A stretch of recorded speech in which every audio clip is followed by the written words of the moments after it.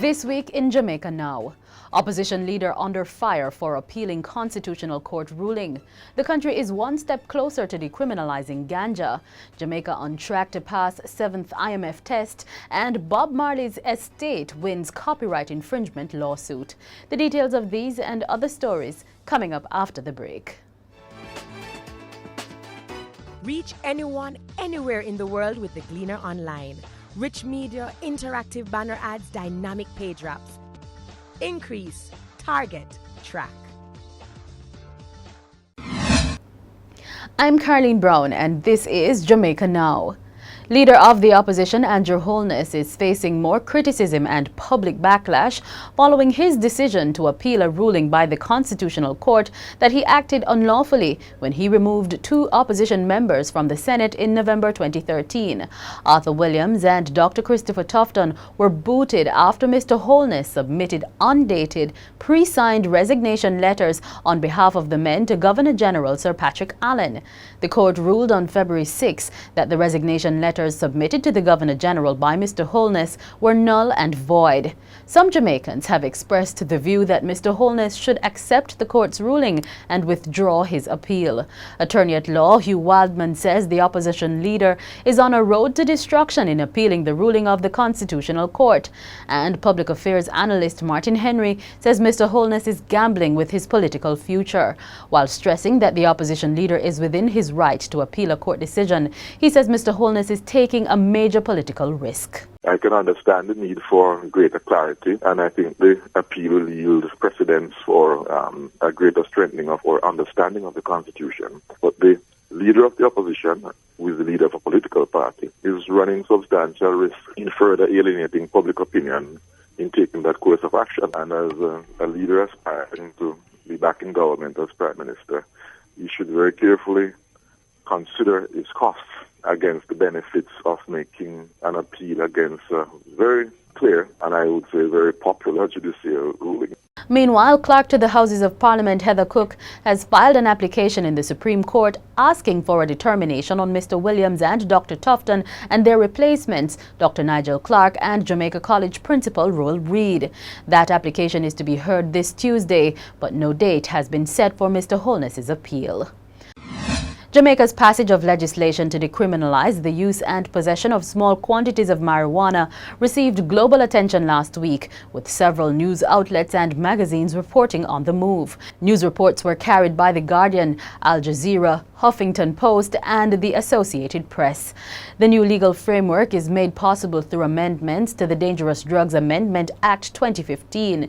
In piloting the bill, National Security Minister Peter Bunting stated that the legislation does not create a free-for-all in the growing, transporting, dealing or exporting of ganja. The bill is drafted to ensure compliance with our international treaties, and in fact signals our strengthened resolve to combat organized crime by increasing the financial penalties for offenses involving transnational illegal trafficking in all forms of prohibited drugs. The security forces will continue to rigorously enforce Jamaican law consistent with our international treaty obligations. The amendments to the Act are expected to be signed into law soon. Among other things, the legislation allows for the possession of up to 2 ounces of ganja and allows Rastafarians to legally use ganja for religious purposes. The law also permits the setting up of a licensing authority which will regulate the cultivation and distribution of marijuana for medical, scientific and therapeutic purposes.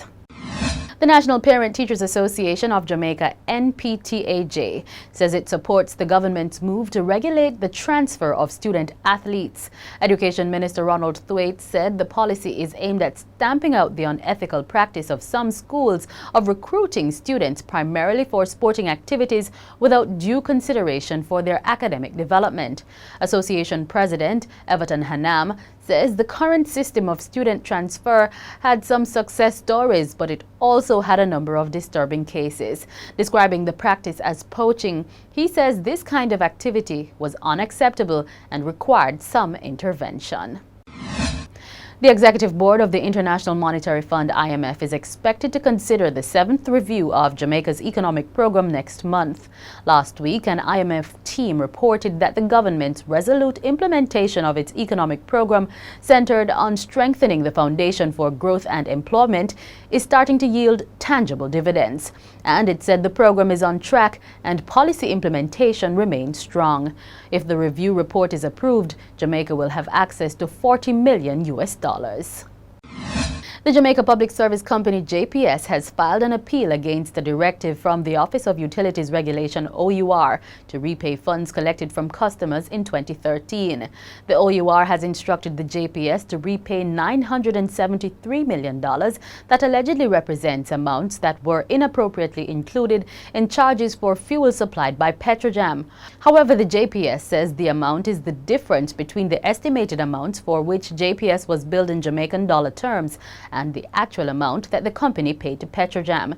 It says the escalation was due primarily to the impact of the ongoing devaluation of the Jamaican dollar.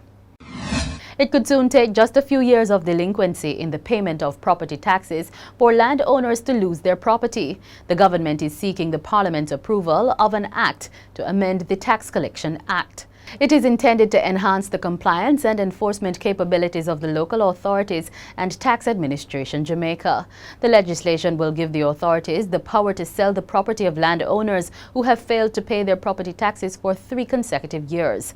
Another critical component of the proposed new law is a provision which could see the tax authorities remitting property taxes to a person who is poor or destitute and is unable to pay either current property taxes or arrears. Bob Marley's estate has won a court case against a clothing company accused of using the reggae star's image on T-shirts without permission. Following many years of battling with the firm, the family of the late Jamaican musician won an appeal against the company and other merchandisers who unlawfully used his image. Marley's heirs, known as 56 Hope Road Music, control the ownership of the reggae star's likeness. They previously sued the company in 2008 for using photographs of the singer on merchandise sold at U.S. retailers such as Target and Walmart. And that's it for this edition of Jamaica Now, your weekly review of the big news stories. Send us your comments at onlinefeedback@gleanerjm.com. You may tune into Power 106 FM for regular updates. Follow us on Twitter at Jamaica Gleaner and on Facebook at Gleaner Jamaica. I'm Caroline Brown, and as we go, we bring you the views of some Jamaicans on the passage of legislation to decriminalize ganja. Our problem is to make some money. A long time we have it to go around and come around. So we like make some money now out of it, really. The government, right? So they decriminalize ganja. They must make it a way that not only the big man can profit off of it, but also the small man. It's a good move. We see the direction where it actually flow, and it seems as if it's a good move. Ganja a good thing, man. Yeah, man. A good medicine. And a good thing for people and for use. So if you ban ganja, if you ban every bush. Walk out on every bush and ban them. As far as I am concerned, there should be no restrictions at all. Seeing, this is the take of Iman. I don't know about other people, but for me personally, if herb is a natural product from creation by the creator, how can you criminalize it in the first place? The governments of the world need to get their acts together and deal with the natural requirements of the Almighty, which is to make all herbs legal for the use of man. A drug is something compiled in a lab. Cocaine is a drug which is combined in a lab with other elements. Herb is a natural growing plant, so as far as we are concerned as Rastafarians, herb should not be criminalized in the first place. That should have gone a long time, but it just go on, so I saw it go. Give thanks for that. So them start to the right thing now. I hear people are show them say, yo, herbs are the healing of the nation, but them just feel like so, well, boy. I just a smoking use. I said government should have done this long time, and I'm glad and really appreciate this way them do. We are just a little split. They have a little jar, you're supposed to can just get easy with it kind of thing. When you look at a plant who has done nobody nothing at all, it's a natural plant, a natural creation of the Almighty himself. And a lot of youth and other people have been brutalized. I remember Peter Touch.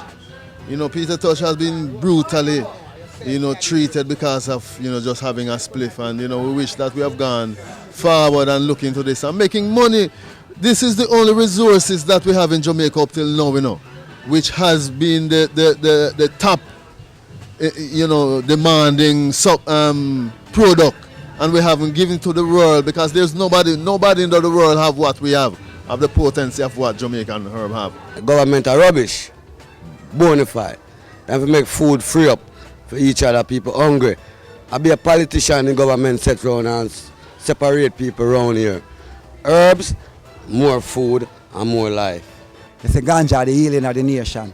Because more time, I gotta tell you what going on still, you know. More time all a man trouble here, you get vile and rat and say you go chop off him head.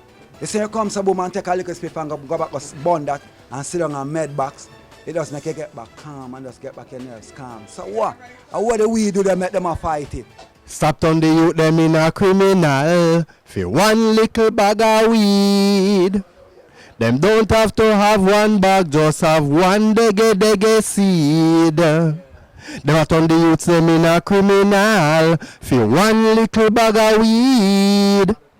Them don't have to have one bag, just have one dege seed.